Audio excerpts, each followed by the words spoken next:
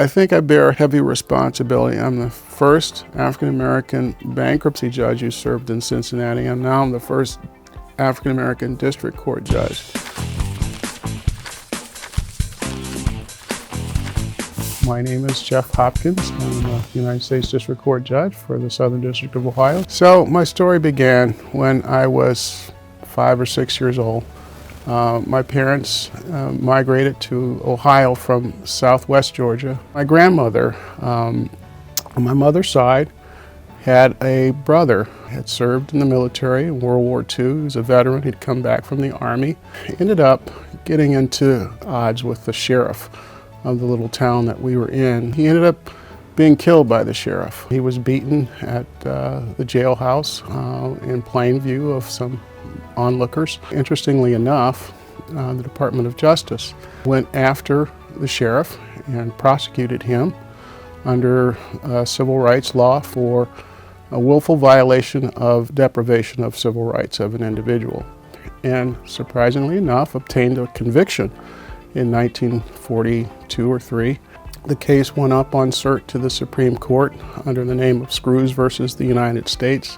The court overturned on the basis that the government had made a faulty jury instruction and hadn't shown willful deprivation of civil rights. Well, that story was passed down in oral history, but only in hushed tones around kids like me.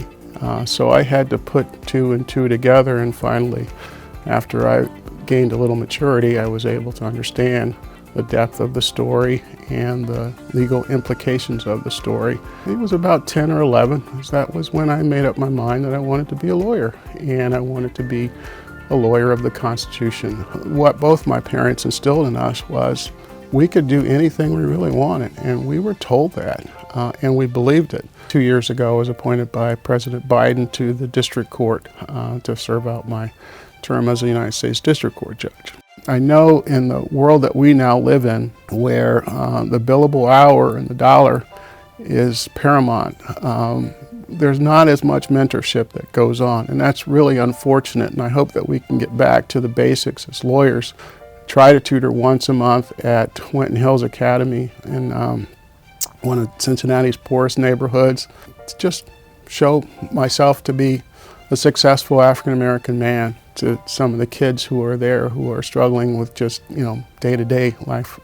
Lawn Leadership Institute has been one of those nonprofits that I've been involved with. We go into the zip codes where they don't have any lawyers to speak of, similar to my background, and we give them an opportunity to have a summer enrichment program that is going to help them become lawyers if that's something they want to do. Otherwise, it helps them just learning civics education. We talk about 3 branches of government, what the courts do. They learn how to do more analytical thinking. We then have a moot court competition.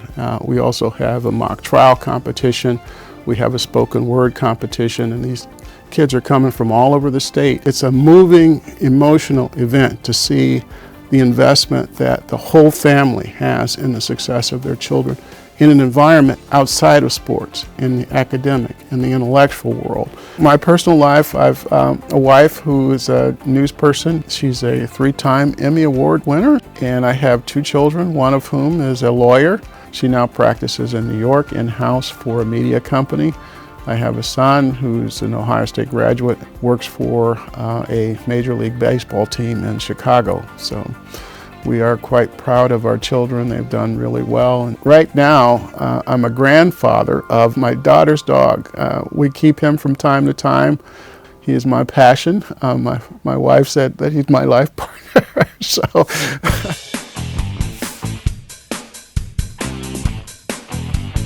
It's my story. I'm sticking with it.